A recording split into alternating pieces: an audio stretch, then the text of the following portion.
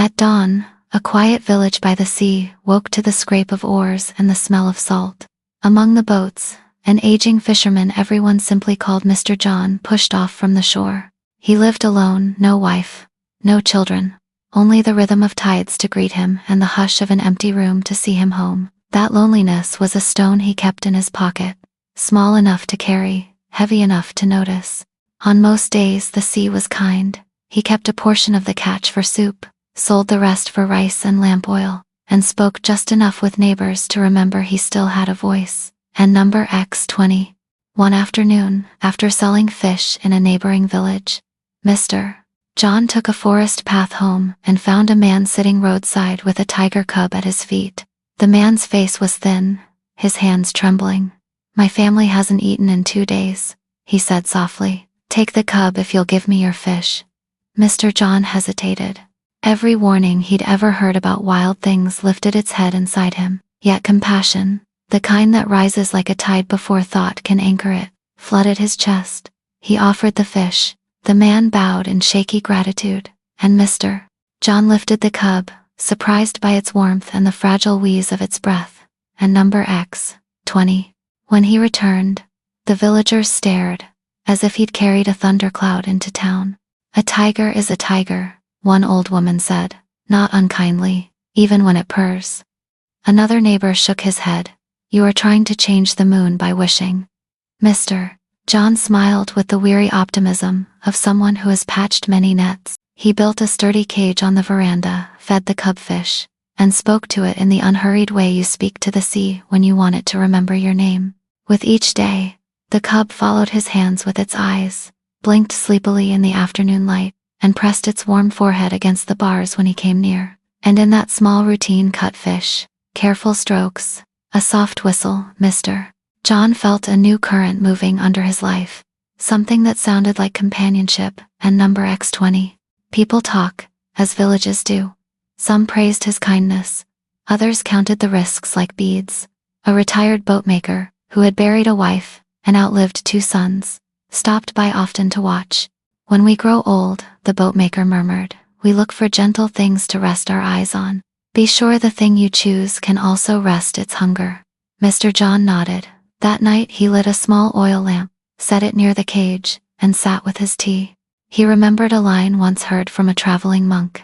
"To care for a being is to honor both its nature and your limits." The words landed like oars against water, steadying, rhythmic. He promised himself he would be cautious. Weeks turned into seasons. The cub lengthened into sinew and shadow. Its paws thudded softly. Its breath sawed the air with a new depth. Mr. John strengthened the cage and kept to his rituals: early nets, careful feeding, gentle voice.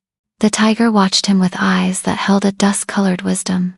On certain nights, when the wind carried the resin-sweet scent of the forest, the tiger paced, tail like a metronome.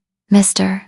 John would place his palm against the wood, not touching, but close enough to feel the vibration of a body remembering what it was. He chose to believe that tenderness, repeated long enough, could sand down the sharper edges of the wild. Under that belief, something healed in him.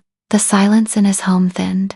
The evenings were not as long, and he slept with the rare peace of a man whose heart had been given a task it could love. Yet beneath even the calmest sea, currents keep their own counsel, and in the hush before a coming storm, the old boatmaker's words would sometimes pulse back through his mind. "Be sure the thing you choose can also rest its hunger." One season folded into another, and the tiger grew taller than the doorway of Mr. John's home. Villagers whispered more loudly now, some from fear, some from awe. Children tugged their mother's sleeves when the tiger padded by in its cage, eyes bright as dusk, chest rising with a steady rhythm.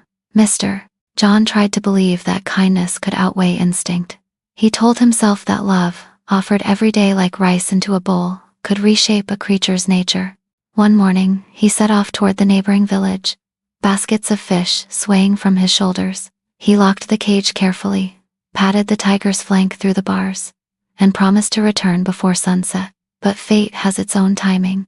Halfway home, clouds cracked open the mountain, a landslide swallowing the path. Trees bent like matchsticks, rocks the size of boats tumbled, and the road disappeared. Mr. John and other travelers were stranded, For 5 long days, he stayed in the neighboring village, counting time not by the sun but by the growl he imagined back home. When he finally returned, his steps hurried, breath thin. He found the tiger still alive but gaunt, its ribs like the slats of a basket, its eyes burned with a hunger too deep for words. Mr. John's heart cracked with guilt and pity. He swung open the cage, whispering apologies, and reached out as he had always done with tenderness. But the tiger had crossed a line no affection could redraw. In an instant, instinct surged like floodwater. The beast lunged, and all his years of care could not soften its fangs. The village mourned him, yet some said the story had written itself from the start. A monk passing through heard of the tragedy, and spoke gently. We can hold the ocean in our gaze, but never in our hands. To love something wild is to also love its freedom. Forget this, and suffering will come. His words spread, settling like evening mist over doorways and hearths. And so the tale carried its lesson beyond grief. Some things cannot be fixed, no matter how much devotion we pour into them. Just as an old man cannot reverse the tide, or a tiger cannot forget the forest, so too must we learn to see clearly what can be guided and what must be released. Compassion is sacred, but wisdom is its compass. Together they tell us when to reach out and when to step back. The seasons rolled on, but the story of Mr. John and his tiger did not fade.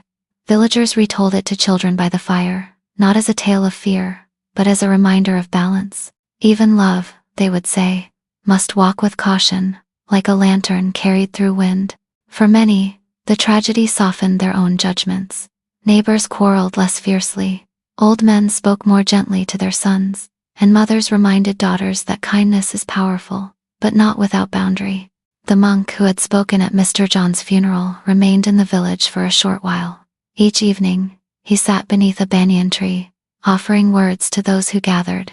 One night, he said, "A tiger may rest in your arms, but its dreams still run through the forest. To expect it to forget its wildness is like expecting the sea to stop its waves. Do not confuse love with control. True compassion allows both closeness and distance."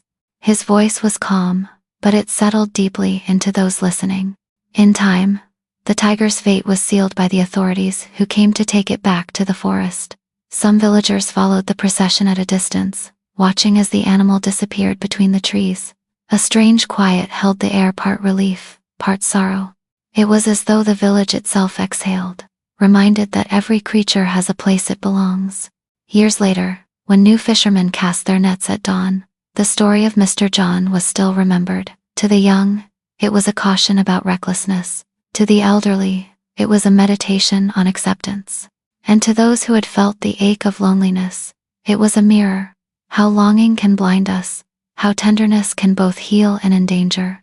Perhaps this is why the story endures, because it asks of us a question we all must face. When we meet something or someone we long to hold, can we also find the strength to let them be as they are? Long after Mr. John's passing, the sea continued its endless song, and the village learned to weave his memory into their daily lives. The old boatmaker, who had once warned him, often sat by the shore, carving small wooden tigers for children. Not to frighten you, he would explain softly, but to remind you that beauty and danger sometimes share the same skin. The children, wide-eyed, would carry those carvings home, each piece a lesson carved from loss. The monk returned one final time, years later, his robe faded by countless journeys. The villagers gathered once more beneath the banyan tree. He looked at the faces before him, some older, some younger, all carrying their own quiet burdens, and said, "There are 2 truths we must keep close.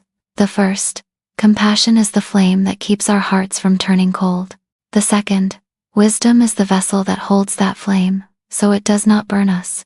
He paused, letting silence do the work words could not. He then told them a parable. A man once tried to carry water in his bare hands. His palms overflowed, his arms trembled, and soon he was left with nothing. Only when he found a bowl could he offer water to the thirsty. So it is with love, the monk said. Without wisdom, it slips away or destroys. With wisdom, it nourishes. That night, lanterns glowed along the village path, their light soft against the sea breeze. Some said they saw in that glow the gentleness Mr.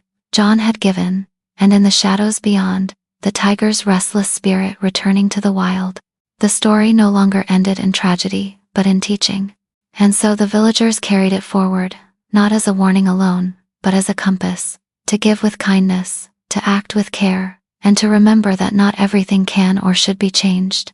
In this way, Mr. John's life became larger than his loneliness, larger even than his mistake. It became a mirror for every soul who hears it, asking quietly, *, where must you love, and where must you let go? *.